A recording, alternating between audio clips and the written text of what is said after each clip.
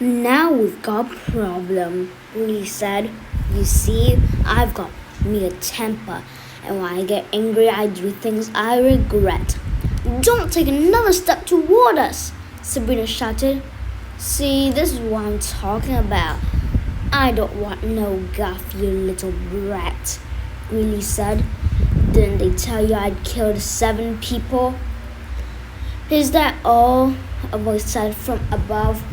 Sabrina looked up and saw a huge figure dropping out of the sky.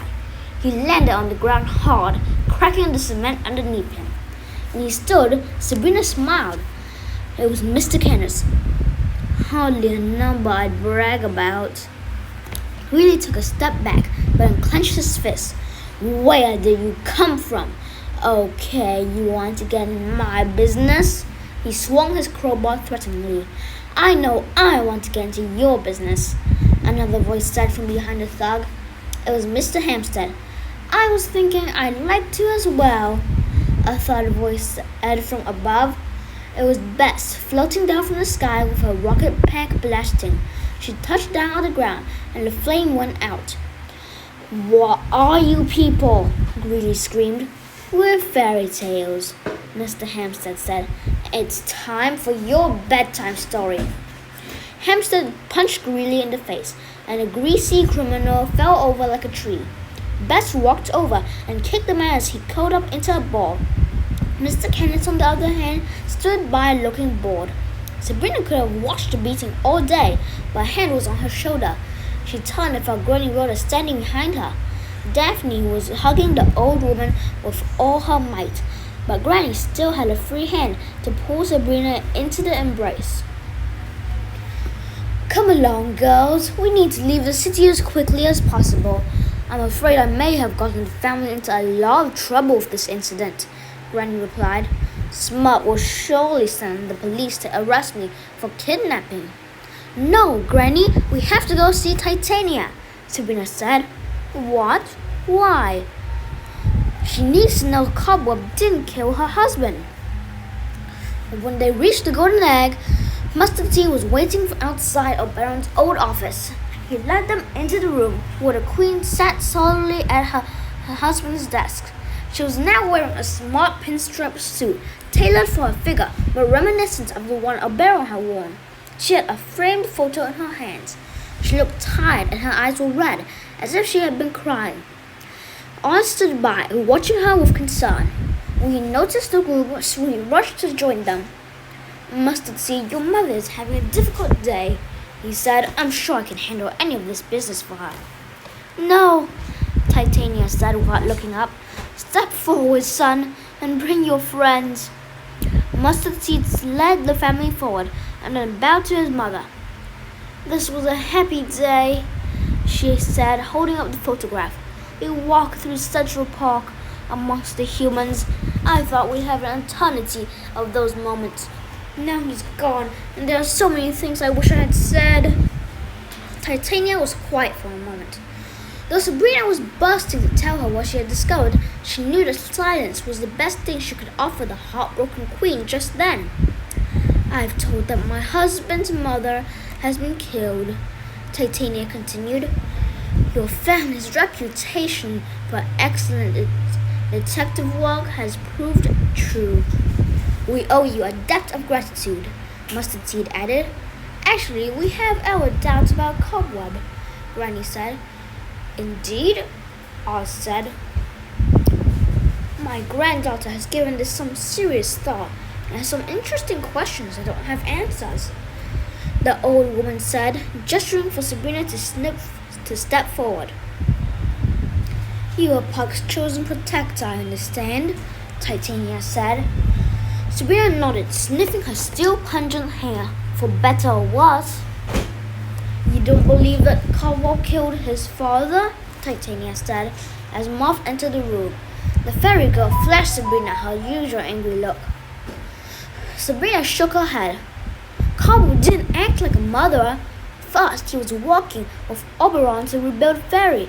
He told me that he and the king were working on a homeless shelter and a hospital. He told me that he respected and supported Oberon. He was lying, fool!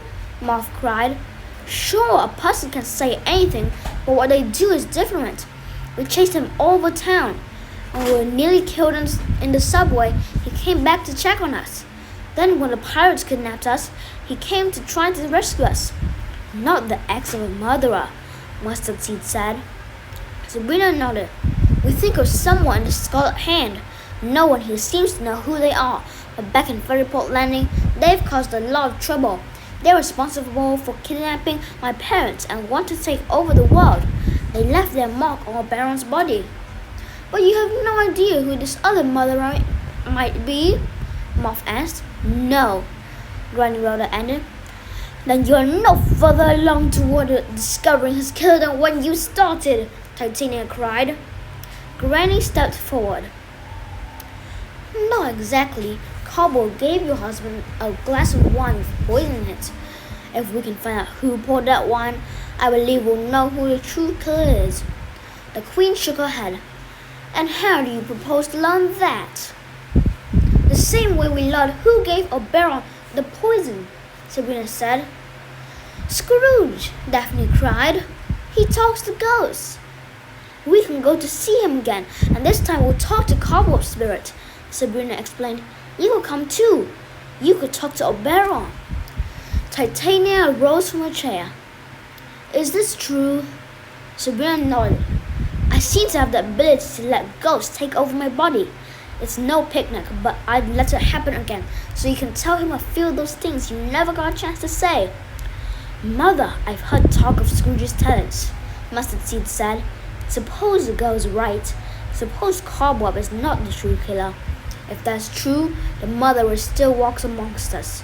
Cobweb could reveal his name. Titania nodded. Take me to Scrooge. I'll need a few moments to prepare. Mustard Seed smiled and turned to the group. We'll join you in the restaurant.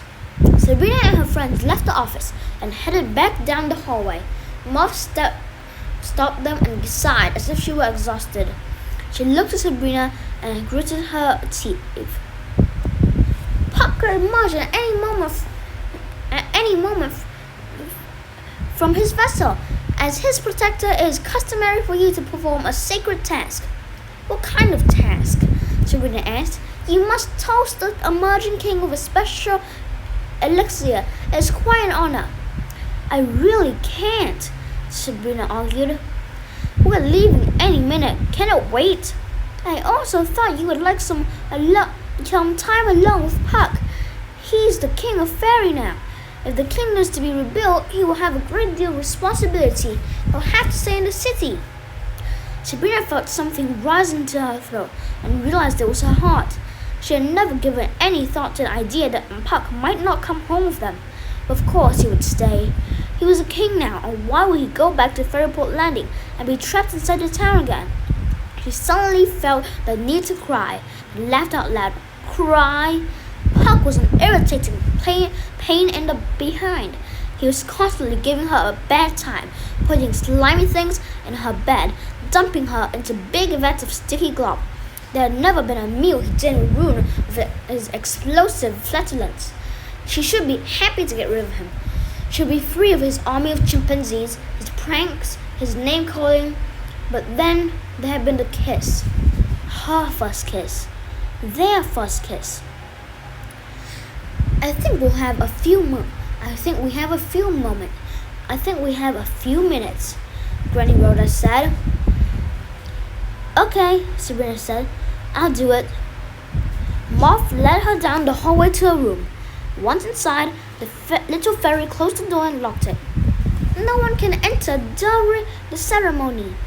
Puck's cocoon was inside what looked like a giant birdcage, and the second Sabrina stepped toward it, the cocoon slammed against the bars, seemingly in an effort to be near her. I will prepare the elixir, Moth said. You do that, Sabrina said impatiently. Moth came to a table filled with potions and powders and went to work, busily mixing them together in a small ceramic cup. On the day of a fairy's emergence from its cocoon, our people drink a ceremonial toast to a healthy new life. Very few humans have ever been present, Moth said. Well, I'm happy to be included. Sabrina said, reaching into the cage and putting her hand on the slime cocoon. She expected it to be cold and damp like before. It was warm and alive. Maybe he could hear her. Puck, I've come to say goodbye. You're free from Fairyport Landing. That's something I love ever afters, and I myself would like to be. You are going to stay here with your mother and brother. Apparently you're Liu King of the Fairies, so you're going to have to grow up a little. I never got a chance to say I was sorry for slugging you when well, you know. The memory of their kiss flashed into her mind again. I wasn't expecting it, and well, it wasn't exactly a dream come true to be surrounded by a bunch of tick-eating chimpanzees. I was angry when it happened, but I'm glad it was you. She could feel tears welling up in her eyes. Okay, enough of that. You take care of yourself. I'm going to come back here someday, and if I find out you are a Jerkazoid, there's going to be trouble. Moth returned with 2 goblets.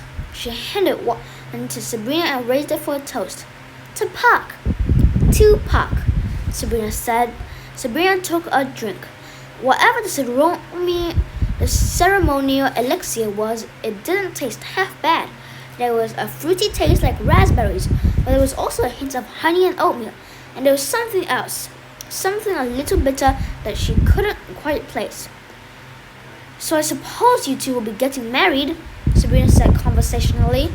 Naturally, once Puck learns that was I who brought his father's killer to justice, he'll of course take me as his bride. I needed to prove I was worthy of him. Well, don't forget to send me an invitation to the big day, Sabrina said with a sneer. Moth flashed one back at her.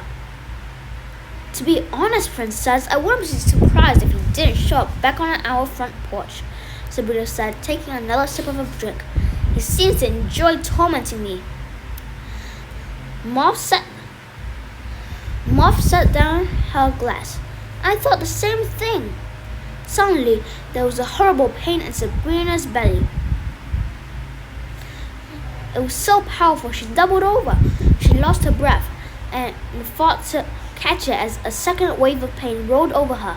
She fell to her knees. The goblet of elixir tumbled onto the floor and spilled its contents all over the board. Moth, I'm sick. Go get my grandmother, Sabrina cried.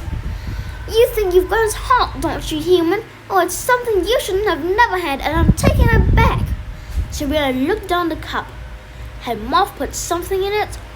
Everything was so confusing, and the pain was so intense, like someone stabbing her with a hot knife. Imagine my humiliation when Puck rejected me.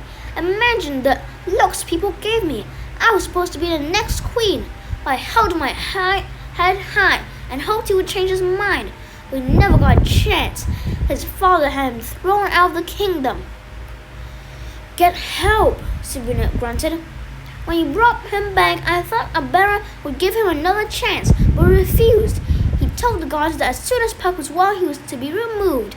So I had to act fast.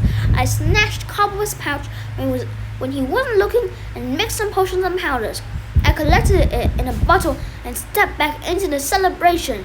There was food, wine, everything one needs for a proper feast. Cobble ran past me with a goblet of wine. I knew it was for the king. Cobble was a loyal and attentive servant. I distracted him and poured the potion into the cup. But moments later, Oberon was dead. I couldn't believe my luck, but then you and your family had to get involved, and then Puck chose you as his protector. I was humiliated again. Well, human, this time I'm not going to let anything get in my way.